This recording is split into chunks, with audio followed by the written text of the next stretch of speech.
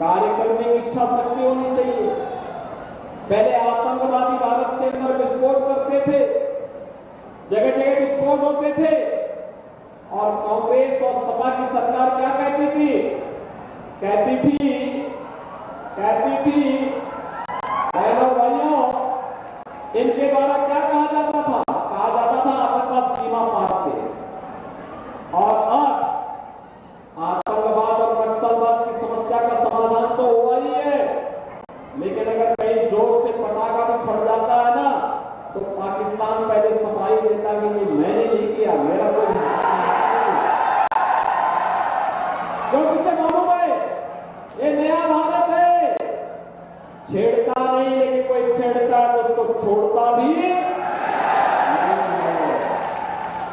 और इसीलिए पाकिस्तान और उसके समर्थक इस समय सबसे ज्यादा चिंतित है कि क्या होगा भविष्य, क्योंकि एक तरफ भारत 80 करोड़ लोगों को फ्री में राशन दे रहा है और दूसरी तरफ 23 से 24 करोड़ की मात्रा आबादी वाला पाकिस्तान एकजुट रोटी के लिए तड़प रहा है, भूखों लोग कर रहे हैं, कंगाल लेकर के कटोरा लेकर के दुनिया में फिर रहा है, कोई भीख भी ठीक ढंग से नहीं दे रहा है।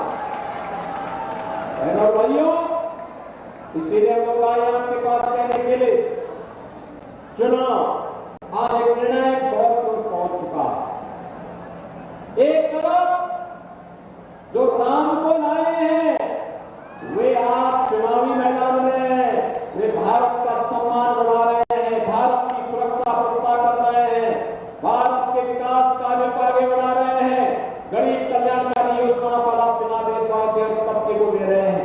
और दूसरी तरफ जो राम मंदिर के विरोधी हैं, आपने पिछले 2-3 दिनों के अंदर बयान पढ़े होंगे, कांग्रेस सरकार के एक थिंक टैंक क्या कहते हैं?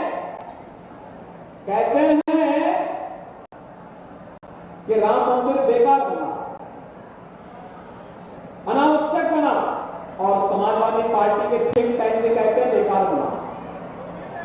ये लोग ये है, ये रामद्रोही है, ये वही लोग हैं जो राम भक्तों पर गोली चलाते थे और आतंकवादियों के ऊपर दायर जो मुकदमे थे उन मुकदमों को वापस लेने का काम करते थे।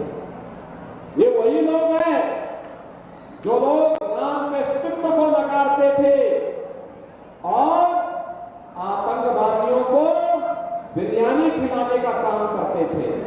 और भाइयों, अब आप देख रहे होंगे ये नया भारत है और नया उत्तर प्रदेश है। नए भारत का नया उत्तर प्रदेश आतंकवादियों और अपराधियों और माफियाओं को स्वीकार नहीं करता है, दो टुक बात करता है। रामलला 500 वर्षों के बाद विराजमान हुए हैं तो माफिया और अपराधियों का राम नाम सत्य की यात्रा भी निकाली है। बहनों भाइयों को सुरक्षा का बेहतर माहौल बना है। आज बेटी सुरक्षित हुई है तो व्यापारी भी सुरक्षित हुआ है और इस सुरक्षा का जो बेहतर वातावरण बना है, सम्मान का जो बेहतर वातावरण बना है, यह अनवरत जारी रहे। इसके लिए काशी में काशी विश्वनाथ धाम, तो अयोध्या में अयोध्या धाम का पुनरुद्धार हो गया। कितने लोगों ने अयोध्या का दर्शन किया है? काफी लोग अयोध्या का दर्शन कर चुके हैं। और मैं कहूंगा यहाँ के लोकेश प्रताप सिंह जी से भी और रेखा वर्मा जी से भी कि चुनाव के बाद समय मिले जब भी तो एक बार फिर से पूरी यात्रा यहाँ से अयोध्या के लिए जानी चाहिए। नई अयोध्या, नई काशी के अगर आप दर्शन करेंगे आपको लगेगा कि हम सतयुग और त्रेता युग में आ गए हैं। और ऐसे ही हम लोग बाबा गोला गोकर्णनाथ के धाम को भी करने जा रहे हैं। उसके लिए और हमने तो हर विधायक को कहा है कि हर विधानसभा क्षेत्र में किसी एक पौराणिक स्थल को इसी प्रकार से पुनरुद्धार कराओ जो तीर्थ बन जाए, वहां का तीर्थ बन जाए। और यहां पर लोकेश प्रताप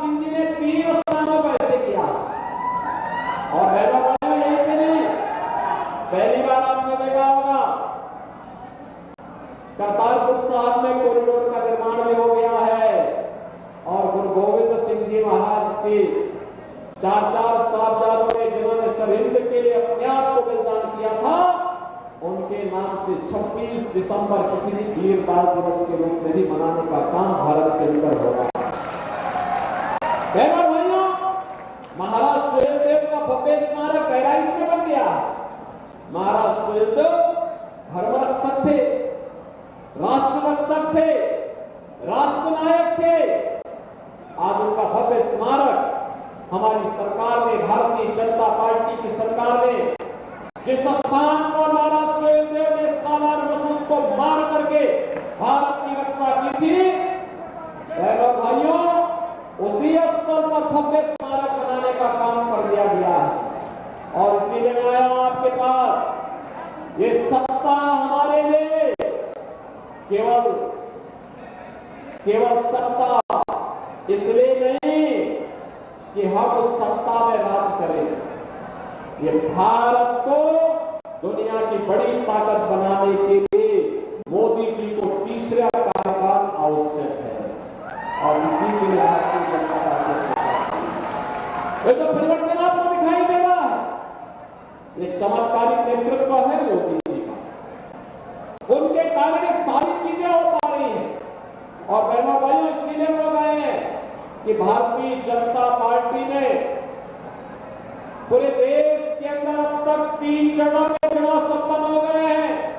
और जहां बताते हैं कि अब की बार 400 पार, अब की बार 400 पार का लक्ष्य लगातार प्राप्ति की ओर तेजी के साथ बुलेट ट्रेन की स्पीड से भारतीय जनता पार्टी का आगे बढ़ रहा है। और बहनों भाइयों, 400 पार के लक्ष्य को प्राप्त करने में धौरहरा लोकसभा क्षेत्र का भी योगदान होना चाहिए,